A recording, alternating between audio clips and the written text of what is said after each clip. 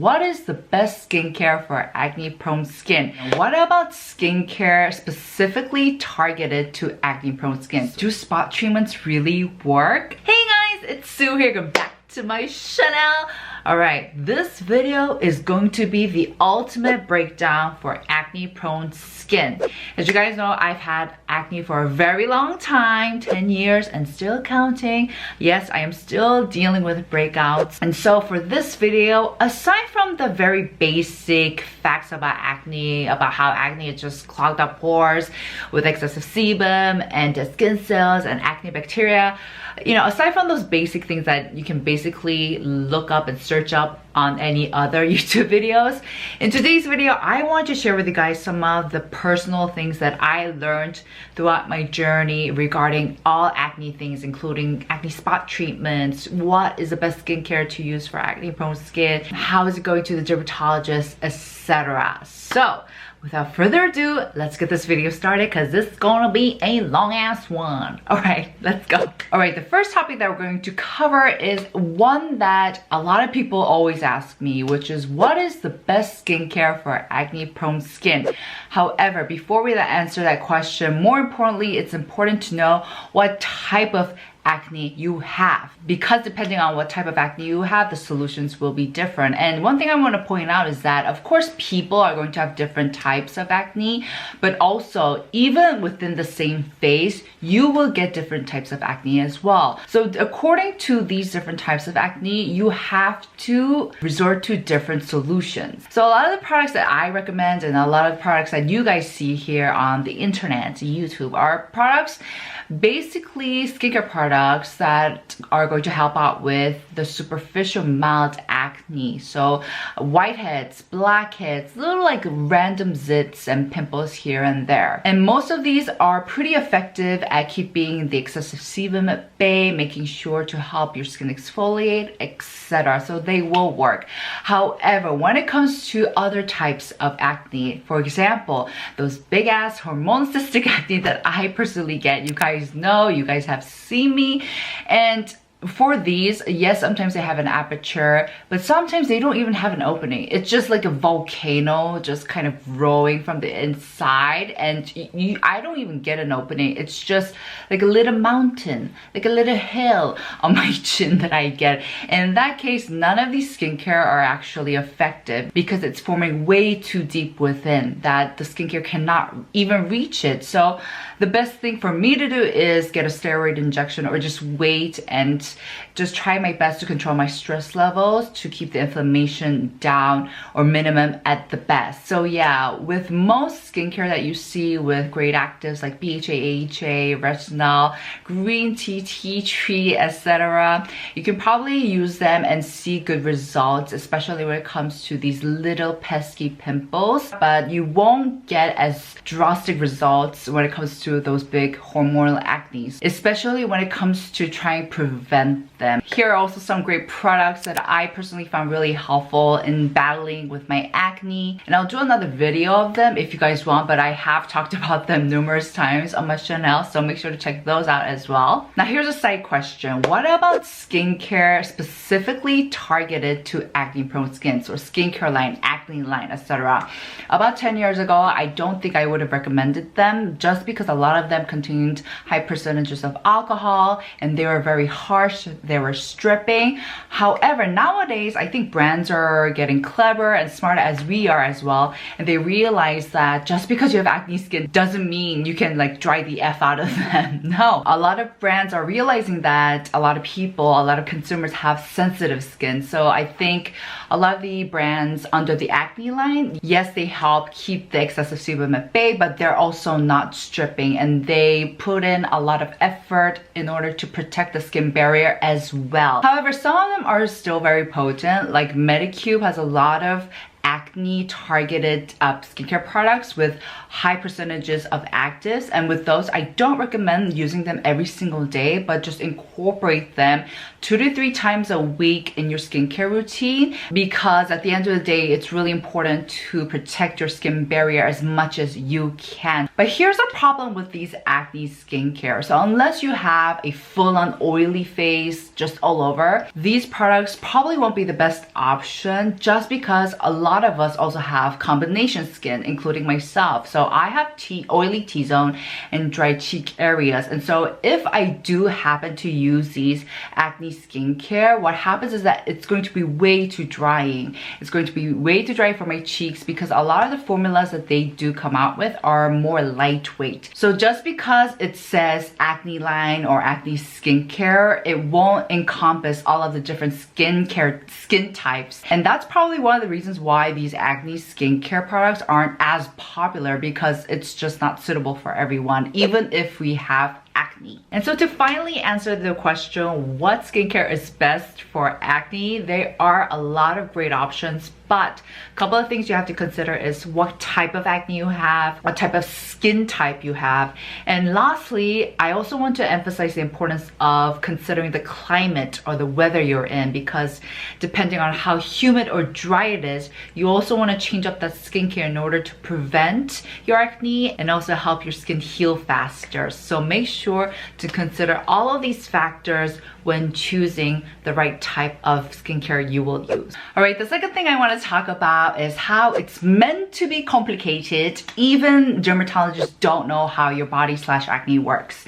So over the course of the past 10 years, I not only have tested out numerous skincare, but I also have been to the dermatologist, have my blood tested, even went to the Oriental medicine clinic, have intaken Oriental medicine. I've gotten acne treatments. I even went to the gynecologist, and I even have taken supplements, and yet here I still am standing with acne. And what does that mean? It means that dermatologists who probably have spent years studying about our body, our skin, and whatnot couldn't fix my acne because it's just that complicated. It's meant to be hard. So even if you have similar cystic hormonal acne and similar conditions, I've seen so many people solve their acne through different solutions. I've seen someone fix it through their diet, taking out eggs and dairy products. I've also seen people fix it through using adapalene, benzoyl peroxide,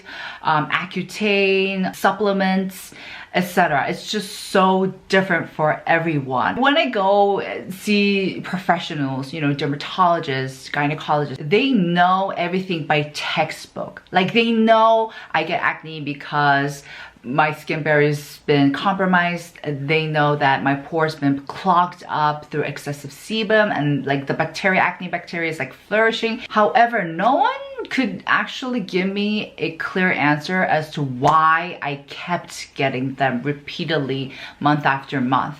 And sometimes they'll give me the answer, really vague answers. Oh, it's because of hormonal levels, stress levels, which I am very much aware. I know that stress is the only cause, the unique cause. It's not diet. I found out through my little experiment. It's caused by stress. And so I get it. It's true. And it's true. It's caused by stress. But it's like, when you go see a doctor, you expect them to really pinpoint a reason and just give you a solution to it, right? But it's just, our body is just full of these chains of reactions happening every single second. And so it's just so hard to, I guess, dissect that specific reason and give you the appropriate solution. So I understand. And so what I just learned to accept is that it's meant to be complicated. It is a journey, and I should just do the best to keep my body and mental health sane. So yeah, so if you are feeling a little frustrated, don't worry, I'm here right there with you. Moving on to a related topic, and I wanted to talk about how your feelings are valid. Don't feel silly or stupid for being upset with your acne. And so I have a little story to tell. So about 2 months ago, I was getting my acne treatment, and throughout the procedure of extracting my acne, I started crying. I welled up so much, and I was like sobbing like a kid. It was kind of embarrassing, actually. On the inside, I was like, Sue, get a grip. You're 30 years old. You cannot be sobbing at a doctor's office while they're just extracting your acne. But on the other hand, I sympathized with myself. I was like, you know what, damn, it's been 10 years. and it hurts. It bloody hurts. That's what instigated my tears. I started like, when you get extractions, it's so painful that you'll let out a drop of tear or two. It's like normal. However, that was ensued by the frustration I was feeling, and I just felt really bad and sorry for my skin. I'm just like, you met such a bad, terrible owner who can't even fix this acne solution or acne problem. And now I'm just like, shit, this is real. Like, all of these feelings that I have towards or around my acne, they're real, and I should validate them. I shouldn't turn away from them and feel silly and stupid for crying. No, it's just, it's real. But I just wanted to talk about how one of the most overlooked factor of having acne is the psychological aspect to it.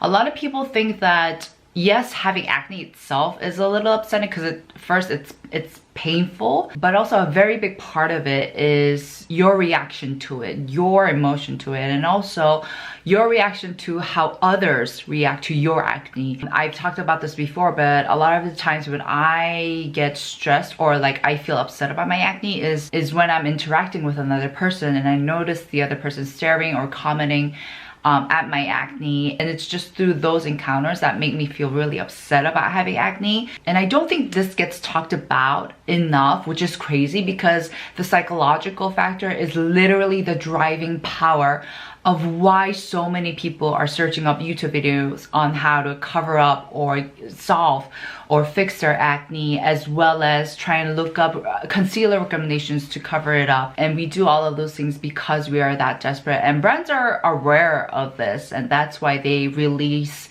an acne spot treatment or acne line.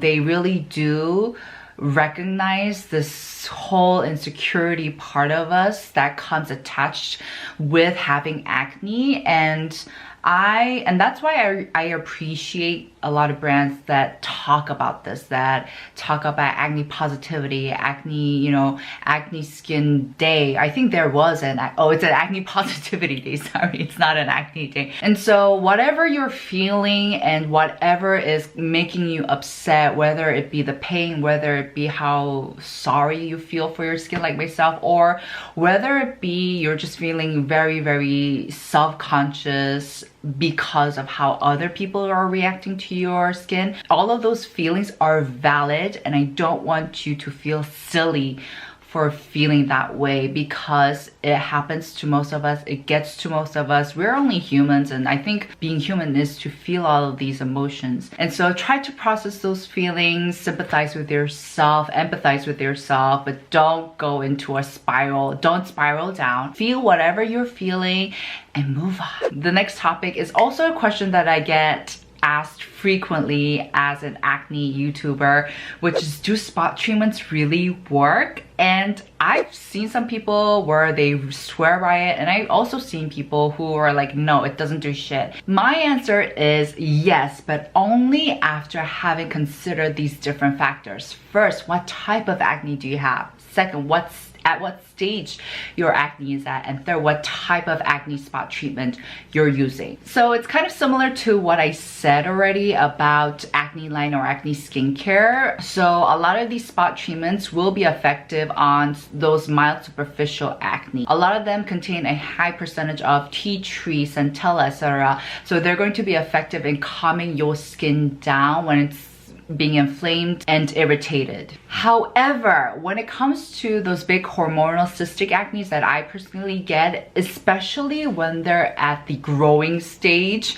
and they have momentum and nothing seems to stop them, these spot treatments won't really work. It's only after they reach their peak and they're starting to die down a bit that these spot treatments will help accelerate the calming process, at least for me. And so yes, if you have superficial mild acne, they will give you some kind of result. And also if you have cystic acne, you need to wait until they're dwindling down to see effects. And lastly, I want to talk about the type of acne treatments or spot treatments that are more effective. And I've talked about this quite a few times on my channel. You guys know my favorite spot treatment is the iSoy, the blue emergency spot treatment, and the reason is because that formula hardens and dries down.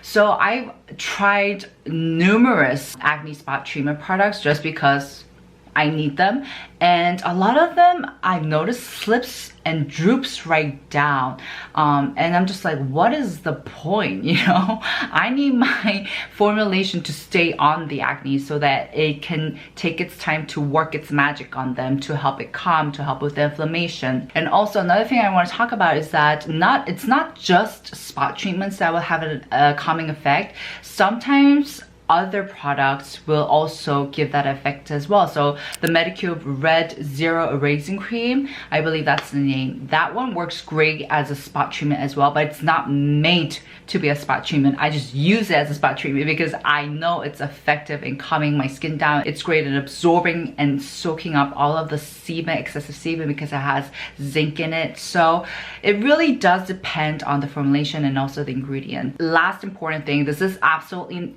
essential, and it is sleep. My subs probably know this. I bet you guys were like, I was wondering when that would come up, right? I always emphasize on the importance of getting good amount of sleep. It's so important. So if you have decided to apply on a spot treatment, make sure to get a good night's sleep, and you will see the effects or the results amplified. On the other hand, if you decide to like go to sleep at like 4 o'clock in the morning and like get 3 hours of sleep, you probably won't see any difference at all. All in all, just remember that these acne spot treatments are not prescribed medications. These are just skincare that's being sold out in the market. So while some of them have worked personally great for me, don't expect miracles, guys. Next, if you do have an extreme, serious, prolonged condition of acne, please go see a professional. And I know you guys might be like, but Sue, you just said they didn't really know nothing. You just said it didn't really work for you. That is true. I still haven't really gotten to the root cause of my acne, and it's probably because it's stress, and like, how can you not get stressed while living life, right? But the reason why I'm recommending go see a professional is because they have better resources to give you better results. So if you go to see a dermatologist, not only is everything sterile, everything is hygienic, which is one of the most important things when dealing with acne, or else you can get severe scarring, but also they have steroid injections, they have appropriate treatments, they have technology that's going to help you get the results faster. And so you have a better chance of improving your skin. It might take some time for you to find your right doctor. And you might be like, Sue, what? What do you mean find the right doctor? So I think for myself also, before I started going to see a dermatologist, I thought everyone was equally qualified, equally talented, that it didn't matter who I went to because I would get the same results with any of them. You know, they're all dermatologists. I was very, very wrong. And you will also see some instances where some people have gone to the dermatologist and have their skin worsened, exacerbated. On the other hand, you will also see instances where it was like a miracle. They fixed it right away. So it really does depend on who you go to and how well you click with the doctor. I really do believe that is such a thing. And here's some tips that's going to really help you get the most out of your doctor or out of your experience with them. First, communication is everything. So when you go see your doctor, like in Korea, we have like 실장님. You don't want to talk to the 실장님, okay? I think 실장님s are like the managers. No, you want to communicate with the doctor. Tell them everything about your skin, everything that you know about your skin or where you think you know. Like, what do you think is the trigger, or when do you see it worsen, or what do you think makes them worse?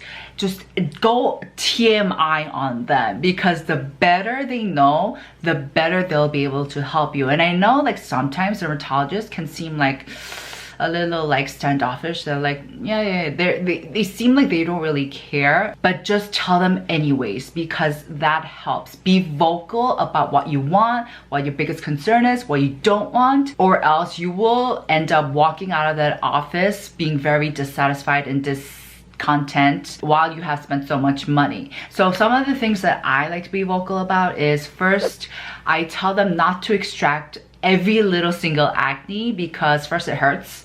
And second, sometimes I've noticed that when they do try to extract everything, it goes to a point where they end up exerting too much force that it creates scarring on my face, which is a no-no. Yes, I do have a bit of scarring and it's because of the extraction process. So I tell them like chill, take a chill pill. Don't try to, like, it's okay if they don't come out like a few times. If they don't, just leave them. I'm okay. So that's that. And I tell them not to do harsh treatments, especially the doctor. I tell them I don't want to dry out my skin. I don't want harsh treatments. I just need help in the most apparent or like serious acne. Second thing is related to how I told you guys they might seem like they don't care. And yes, maybe they're doctors who really don't care about their patients, but honestly, most of them, it's because they're too busy. They have so many patients that they need to get through that they don't really have the mental headspace to really invest in you. So you want to go at a time where it's like leisurely. So I like to go on the weekdays, like Tuesday lunch. That's when there's like least amount of patients, and that's when the doctor can really focus on me. He or she can really listen to my problems, and we can create a rapport, which I think is really important. Like, I think it's really important as a patient to have that feeling that yes, the doctor cares about you. And I know if you are like, if you have a job like a 9 to 6 or 9 to 5 job, it's hard to take out the time, but I think it's worth doing it because the experience you'll get is so different. I once went to a doctor who I really thought was really like rude. She didn't really care, but that was when I went at a time when they were close to closing. So they were closing at 7 and I went at like 6:50 or something like that, or 6:30. I went at 6:30, but like the next time I went at like a weekday lunch, and she was very nice. She was understanding. She was listening to all of the problems. She was telling me all of these things. So it really does depend on what time you go. This is very important. And so after visiting these professionals once or twice, you'll get the hang of what you like and what you're comfortable with and what you're not comfortable with. And after you recognize that, you just need to communicate that with them, and you'll be very satisfied. You'll feel like you're getting your money's worth. So make sure to remember that. Last but not least, eventually it's all about having a healthy skin barrier. You want a healthy skin barrier so that you'll get less breakouts, and even if you do get breakouts, you'll be able to heal and recover more fast. And of course, a healthy skin barrier cannot be achieved without a healthy mindset and a healthy body, which is something that I always emphasize. I know my subbies are like sick of me hearing about this, but yes, sleeping well is so important. I've been getting really good like sleep nowadays, and I feel so much more revitalized. I feel awake. I feel alive, really. And also make sure to do your best in controlling your stress levels. This is something that I have struggled with, but I'm getting better at it because I now know what really causes my stress, and I've been doing my best to handle that. And I'll talk about this in another video. And also eat healthy, exercise, and just live life, guys. All right, guys, that's it for today's video. I hope you guys enjoyed. I feel like this was such a long video, but I really tried to make everything compact and tell you guys what I've learned about acne skincare, spot treatments, dermatologists, whatnot, and just share what I've learned throughout my journey. And I hope it helped. If it did, make sure to give this video a thumbs up, and I'll see you guys in my next. Sorry. Bye. I've been talking way too much. Ciao!